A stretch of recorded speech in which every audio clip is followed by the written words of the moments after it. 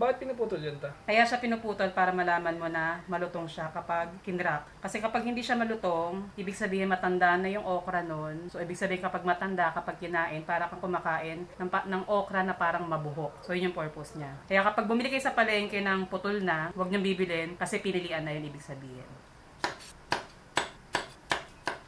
Bakit iniiwa yan ta? Wala, trip ko lang.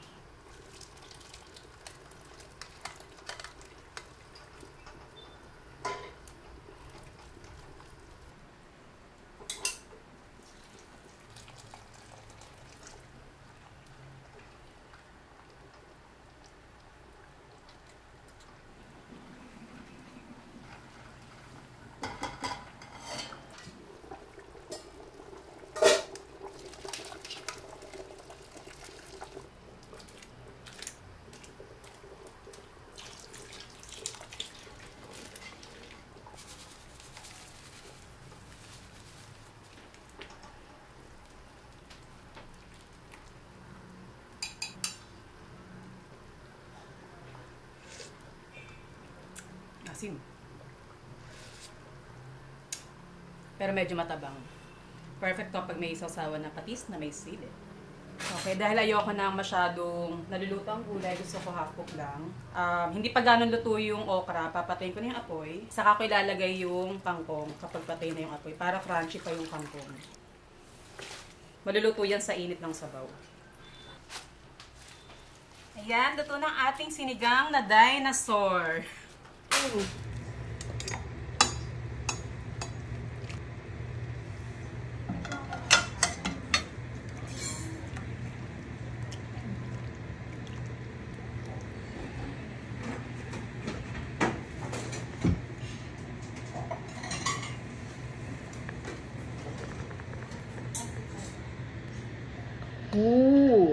Sarap! Una natin kunin yung laman dito sa ibabaw. Ayan. Ang kapal, oh. Alam niya ba na yung laman sa mismong bungo ng baboy? May laman, please. Yun ang pinakamasarap. Hindi ko makita. Laki niya kasi. Oops, tumapon. Yes. Mamibigay muna tayo ng laman. Magbabahagi muna tayo ng laman sa kanila. Ito, oh. Yung nakadikit sa buto. Masarap yan, oh.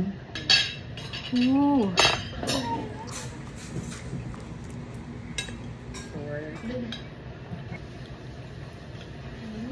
Ay, masarap yan. Lumulutan sa sabaw. Ako na kayo. Banat, guys! Tikol daw.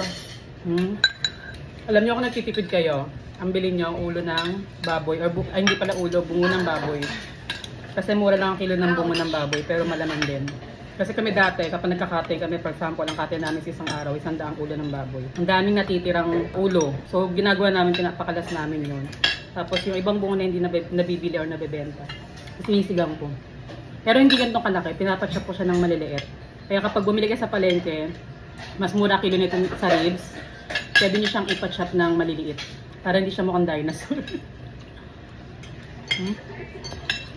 Ang sarap ng laman niya. Pag binilitad mo yun, ito may mga laman pa rito.